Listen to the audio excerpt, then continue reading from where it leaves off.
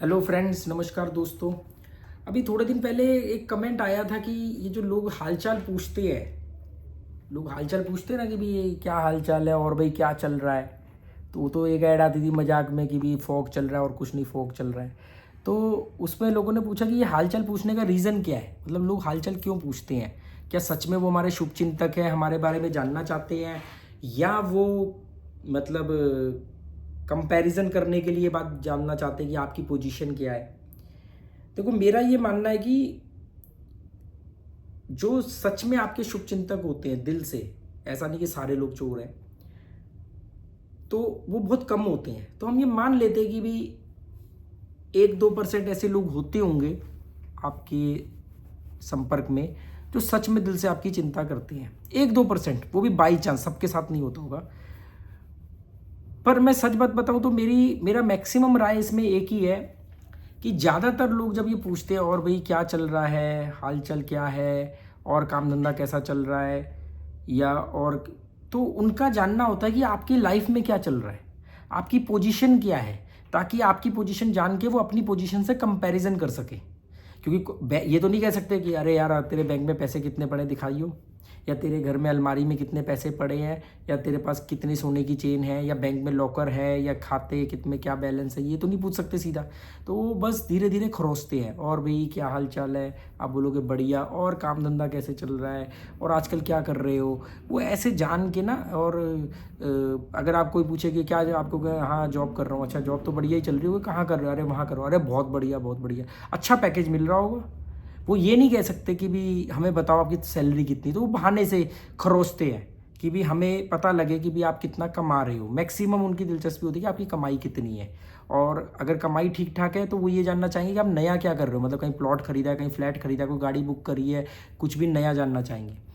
और जिससे पूछ रहे हैं वो विक्टिम नहीं है, वो भी उन्हीं का ही जो हिस्सा है ना, वो भी तो वैसा ही है। वो दूसरों से वो भी ये सवाल करता है, और अपने टाइम पे वो डिफेंसिव हो जाता है, नहीं बस बढ़िया है, आजकल तो हाथ टाइट चल रहा है, जहर खाने को मेरा पैसे नहीं है। मेरा एक दोस्त था, अब तो सारे था ही हो गए हैं, उसने एक एक करके कभी एक प्लॉट खरीद लिया कहीं पे, कहीं एक छोटा प्लॉट खरीद लिया, कहीं एक छोटा फ्लैट खरीद लिया। वो जो बिल्डर जो टाई अप करके बनाते हैं, कोलैबोरेशन करके, कहीं कुछ कहीं कुछ, उससे जब भी मिलो और भी क्या हाल चले, अरे यार आजकल तबीयत ख़राब रहती है, या कमर में दर्द है, कूला टूट गया है, कोहनी छिल गई है, ये हो गया वो हो गया है। पैसों की बात कर लोगे और भी मतलब ठीक है, तो अरे जहर खाने को पैसे नहीं है। तो उसका एक डायलॉग था, उसने ये बात हमेशा बोल दिया, अरे बहुत हाथ टाइट चल रहा है, जहर खाने को पैसे नहीं है। शर्ट भी ऐसी पहनेगा, कहीं से कोई शर्ट मतलब फटी हुई है कहीं से, अरे देखियो यार शर्ट का क्या हाल हो रखा है, जूते घिस गए हैं यार, तू ही जूते दिलवा दे भाई, बाद में पैसे दे दूंगा, ऐसा कहता था। ऐसा कहते, आपके जीवन में भी बहुत सारे लोग होंगे। ऐसा कहते कहते उसने आज से 7-8 साल पहले जो मुझे इसके बारे में पता था, उसने 4 करोड़ की प्रॉपर्टी बना रखी थी। एक एक 100 गज के प्लॉट पे उसने 3 मंजिल मकान बना रखा था। ग्राउंड फ्लोर पे वो खुद रहता था, ग्राउंड और फर्स्ट पे 2 फ्लोर उसने किराए पे दे रखे थे। और ऐसे करके एक प्लॉट वहाँ पर, और ये भी बताएगा वो, ऐसा नहीं कि ये चीज़ें छुपा रखी थी, ये भी बताएगा एक प्लॉट लिया है, बड़ा परेशान हूँ, उसके चक्कर में कर्जा ले लिया है, ब्याज पे पैसा उठाया है, कमेटी उठाई है। मतलब ये भी बता दिया कि मैंने 200 गज का प्लॉट लिया है और मैं परेशान हूँ, मेरे पास खाने को पैसे नहीं है, जहर खाने को पैसे नहीं है। फिर 1 साल बाद मालूम पड़ता था कि हाँ वो तो हो गया, पर एक और 50 गज का सस्ता मिल रहा था, मैंने वो और ले लिया। ऐसे करते करते उसने 4 करोड़ की प्रॉपर्टी बना ली, जबकि कहने को वो एक छोटी सी नौकरी करता था। तो वो 2 तरह के लोग होते हैं, एक अपनी पोजीशन छुपाते हैं, दूसरे की जानते हैं। एक होता है जो दूसरे की जानते हैं और अपने रोने रोते हैं, और अपने बारे में बता भी देते हैं कि मैं बहुत मजबूत हूँ। रोना इसलिए रोते हैं साथ में ताकि आप उनसे हेल्प ना मांग लो। अब क्यों, उसने मान लो किसी ने बोला कि मैंने 200 गज का प्लॉट लिया, मतलब पैसे हैं।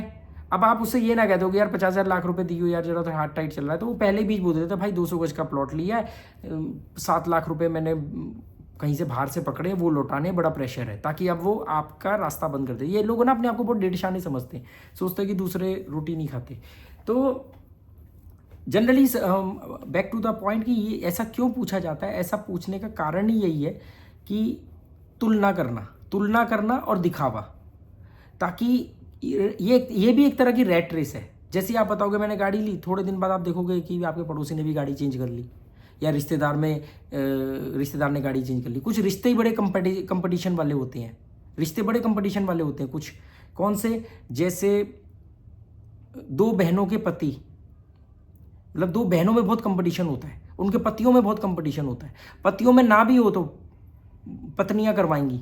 मतलब हर औरत को अपनी बहन से बहुत प्यार होता है, पर वो प्यार इस लेवल तक होता है कि वो बहन मेरे बराबर तक भी ना पहुंचे, थोड़ा सा मुझसे पीछे ही रहे। दोनों बहनों में ये रहता है, दोनों चाहते हैं कि उनका पति ज़्यादा आगे निकले, ज़्यादा काबिल हो, ज़्यादा वो करे, और इस चक्कर में वो अपने पति पर दबाव बनाते रहते हैं। ये मैंने बहुत करीब से देखा है। मतलब दो बहनें जितना आपस में एक दूसरे से ईर्ष्या करती हैं और किसी रिश्ते में मैंने नहीं देखा। ठीक है, दो भाई आपस में, सगे भाई इतनी ईर्ष्या नहीं करेंगे जितना दो सगी बहनें आपस में ईर्ष्या करेंगी, अपने पतियों की तुलना करेंगी और ग्रोथ के बारे में करेंगी। अगर एक बहन का पति गरीब है, मतलब एक बहन गरीब है, एक बहन पैसे वाली है, तो बस देखो, मतलब मैंने तो यहाँ तक, मैं ये जादू टोना वगैरह में विश्वास नहीं, मैंने ऐसे ऐसे केस देखे हैं कि मतलब उसमें जादू टोना तक करवा दिया जाता है। फिर एक और रिश्ता होता है जो चाचा ताऊ का होता है, फिर उनके बच्चों में बड़े, चाचा ताऊ तो सगे भाई हो गए, उनमें तो नहीं होता है, पर जब उनकी अगली पीढ़ी होती है उनमें बहुत होता है, बहुत होता है। और भी ऐसे कोई रिश्ते हों तो आप बता सकते हो कि भी कौन से रिश्ते हैं ऐसे जिनमें ये बड़ा घनघोर तुलना और प्रतिस्पर्धा रहती है। ऐसे लोग बहुत नज़र रखते हैं आपकी ग्रोथ पर, आपके नुकसान पर हंसते हैं, ग्रोथ पर ईर्ष्या करते हैं। तो जनरली, और भाई क्या हालचाल है, इसका 99% रीज़न यही होता है कि दूसरे के घर में झांकना, दूसरे के बारे में जानना, दूसरे की ज़िंदगी के बारे में जानना, और मोस्टली इकोनॉमिकल। अगर आप देखना, ये इतना रिश्तेदारी इतनी खतरनाक और इतनी घटिया किस्म की हो चुकी है कि अगर कोई गरीब रिश्तेदार के घर में फंक्शन है, या मान लो गरीब रिश्तेदार है कोई और उसके बच्चे का बर्थडे है, तो एक लिफाफा लेके 101 रुपया दे दिया, कोई भी कहीं से सस्ता सा गिफ्ट खरीद के दे दिया, ये होता है। पर अगर किसी अमीर रिश्तेदार के घर में फंक्शन है या उसके बच्चे का बर्थडे है, तो स्पेशली जाके ब्रांडेड और एक्सपेंसिव गिफ्ट खरीदा जाएगा, या अगर उसको लिफाफा में कैश भी देना है तो फिर वो बड़ा दिया जाएगा, मतलब अच्छी रकम दी जाएगी। कमाल की बात यह है कि जबकि नियम उल्टा होना चाहिए कि यार जो रिश्तेदार गरीब है, रिश्तेदारी क्यों बनी, समाज क्यों बना कि जो पिछड़ रहा है उसका हाथ थाम के उसको बराबर में लाया जाए, इसीलिए तो बना ना।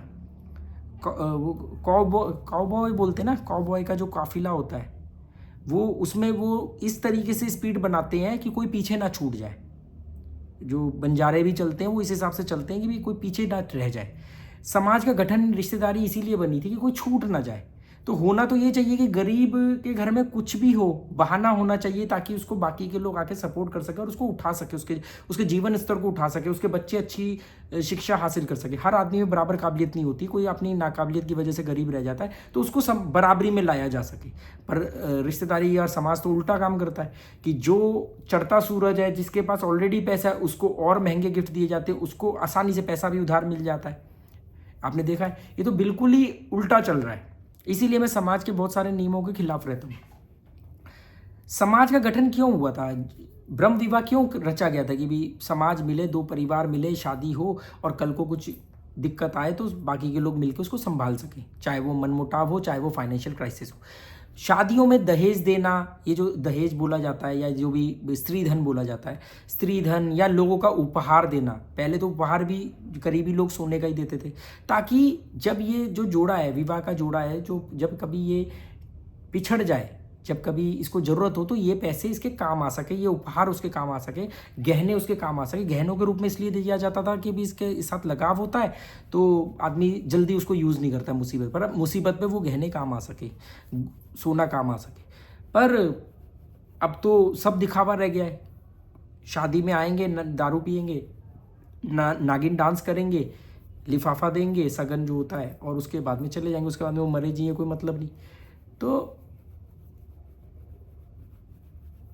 ये रिश्तेदारी में बहुत सारे रिश्ते ऐसे होते हैं जो, और भाई क्या हाल चाल है, बार बार मैंने ये करीबी रिश्तों में देखा है, सगी बहनों के बीच में देखा है, दिन भर बात हो रही है, 24 घंटे बात हो रही है, पर ईर्ष्या साथ में चल रही है, ईर्ष्या साथ में चल रही है। बहुत रिश्तेदारी बहुत खराब हो चुकी है, बहुत घटिया स्तर पर जा चुकी है। बहुत कम रिश्तेदार होंगे कि जो आपको अच्छे मिल जाए, या दोस्त बहुत कम होंगे जो आपको अच्छे मिल जाए। वरना वो आपने 3 इडियट का देखा है ना कि दोस्त फेल हो जाए तो दुख होता है और दोस्त फर्स्ट आ जाए तो ज़्यादा दुख होता है। वही वाली कहानी है। तो रिश्तेदारी इस स्तर पर काम करती है कि आपका भला चाहेगी पर अपने से ज़्यादा नहीं, अपने से ज़्यादा नहीं। बंदरिया के रूप में काम करती है। आपको मालूम है, बंदरिया को अगर दुनिया में और अपने बच्चे में चुनना पड़े तो अपने बच्चे को चुनती है, पर जब अपने और अपने बच्चे में चुनना पड़े तो वो ज़िंदगी खतरे में हो तो वो अपने आप को चुनती है, ऐसा कहा जाता है। मैंने कोई बंदरियों पे रिसर्च नहीं करी। मतलब हर आदमी चाहता है कि आप तरक्की करो, आपकी मदद करे वो जो भी अच्छे लोग होते हैं, पर उससे ज़्यादा तरक्की ना करो। क्योंकि मैंने खुद ये चीज़ देखी है कि जैसे ही मैंने जो लोग यूट्यूब की दुनिया में देख लो ना, जब मैं बिल्कुल गोवा में आया था और ये मेरे यूट्यूब पर 50-100 व्यूज़ आने लगे थे, तो बहुत सारे लोग कहते थे यार आपका चैनल बड़ा होना चाहिए, और बहुत सारे लोगों ने मुझे फाइनेंशियल सपोर्ट किया। किसी ने वाइट बोर्ड भेजा जब मैं अपने बच्चों को स्कूल होम स्कूलिंग के वीडियो प्लेलिस्ट होगी जब मैं अपने बच्चों को पढ़ाता था, तो वो लोग कहते थे कि अरे इसके पास तो वाइट बोर्ड नहीं है। मैं दीवार पे कागज़ चिपका के उस पर लिखता था। तो प्लेलिस्ट है होम स्कूलिंग की, आप चाहो तो देख सकते हो, वो वीडियो पूरी प्लेलिस्ट है। तो मैं स्कूल की पढ़ाई नहीं पढ़ाता था, मैं अपने ज़िंदगी के तजुर्बे शेयर करता था। तो किसी ने वाइट बोर्ड भेजा, किसी ने कुछ भेजा, किसी ने मेरा मोबाइल ख़राब हो गया तो पैसे भेजे। तो उनमें से कुछ लोग तो आज भी जुड़े हुए हैं और बड़े खुश होते हैं कि यार देखो ये आदमी कहाँ था, हम कभी इसके पास वाइट बोर्ड खरीदने के पैसे नहीं थे, मार्कर खरीदने के पैसे नहीं थे, मेरा बोर्ड गिर जाया करता था, मेरे पास बोर्ड का स्टैंड नहीं था, और वो आज भी जुड़े हुए हैं, बहुत खुश हैं। और कुछ लोग ऐसे हैं जो चाहते तो थे कि मेरा मतलब मैं उस स्तर से उठूं, पर जब मैं उनसे ऊपर उठ गया तो वो आज गायब हो गए, वो अब कभी नहीं कमेंट करते हैं। बल्कि उनमें से कुछ 1-2 लोग तो ऐसे हैं, 1-2% लोग ऐसे हैं जो नकारात्मक कमेंट करते हैं। मैं कहता हूँ यार पहले तो आप मेरी सारी बात से सहमत थे, जब मैं फटे हाल था तब तो सारी बात से सहमत थे, तब आपको सब कुछ अच्छा लगता था, अब क्या प्रॉब्लम हो गई। एक भाई साहब थे, वो मुझे दिवाली पर गिफ्ट भेजते थे, मेरे बच्चों को गिफ्ट भेजते थे। मैंने उनको मना किया कि आप ये महंगे गिफ्ट मत भेजो, हम लोग ये ब्रांडेड लाइफ वगैरह छोड़ चुके हैं। तो अब वो कहते हैं कि यार बहुत बढ़िया किया आपने, लोगों का बहुत बढ़िया आपने सी बनाया। मैं सोच रहा हूँ सी बनाया, मैंने कभी ज़िंदगी में किसी से 1 रुपया मांगा नहीं, जिन्होंने कुछ लोगों ने खुद ही दिए। बल्कि ये जिन भाई साहब ने बोला उनको तो मैंने ही बोला था कि मत भेजो मत भेजो, अब मेरे बच्चों को ये आदत नहीं है, हम लोग ब्रांडेड वो अच्छे ब्रांडेड कपड़े भेज दिए, कभी कुछ भेज दिया। तो और लाइब्रेरी से थाईलैंड तक का सफ़र बहुत अच्छा है। तो मैंने लाइब्रेरी अपने पैसों से खोली थी, मैंने लाइब्रेरी चंदा इकट्ठा करके नहीं खोली थी। लाइब्रेरी में मेरे को 7-8 लाख रुपए का लॉस हुआ क्योंकि वो जगह मुझे खाली करनी पड़ी, तो वो मेरा पैसा था, मैंने वो लाइब्रेरी में 1-1 रुपया लगाया। उन्होंने उस लाइब्रेरी में चेयर भेजी, किसी ने किताबें डोनेट करी, तो अपनी मर्जी से करी। मैंने कभी नहीं लिख के लगाया कि लाइब्रेरी डोनेशन पर चल रही है, आप लोग आओ तो आप पैसे दे सकते हो, या स्कैन है, कभी नहीं। जितनी मेरी औकात है मैं उतना काम करता हूँ। मैं किसी के भरोसे काम नहीं करता कि मैं वो नहीं हूँ कि चंदा इकट्ठा किया और गौशाला गाय के नाम पे चंदा इकट्ठा किया, अपना पेट भरा। मैं वो हूँ कि अपने नाम पर पैसा इकट्ठा करके गाय का पेट भरने वाले लोगों में से हूँ। तो ये जो है ना, मतलब और भाई क्या हाल चाल है, मतलब लोग चाहते हैं कि आप तरक्की करो पर उनसे ज़्यादा नहीं, या उनसे बेहतर लाइफ ना जियो। तो ये एक बहुत बड़ी समस्या रहती है, और कमाल की बात है कि आप लोग इसमें उलझे रहते हो, चाहे विक्टिम हो चाहे आप खुद शिकारी हो। मैं इन सब चीज़ों से दूर निकल आया हूँ। इस टॉपिक पर ये वीडियो बन रहा है तो मैंने 1-2 उदाहरण दिए, वरना मुझे कोई, क्योंकि मेरे हाथी चले बाजार वाली कहावत है ना, मुझे पूरी नहीं आती क्या होता है हाथी बाजार, ऐसा कुछ है। तो मैं अब अच्छे लोग मिलते हैं जो, देखो मेरे पास आज भी ऐसे बहुत सारे लोग हैं जो 5-5 साल 4-4 साल से मेरे वीडियो देख रहे हैं।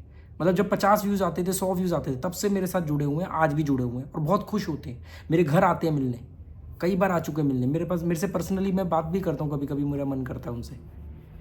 तो और कुछ लोग हैं जो उस समय उन्होंने हेल्प करी, पर वो फिर अचानक वो पता नहीं कैसे उनका पॉइंट ऑफ व्यू चेंज हो गया। क्यों चेंज हो गया? क्योंकि वो मुझे समझ में आ रहा है कि दोस्त फेल हो जाए तो दुख होता है, दोस्त फर्स्ट आ जाए तो तकलीफ होती है। चलो, okay, good bye, thank you.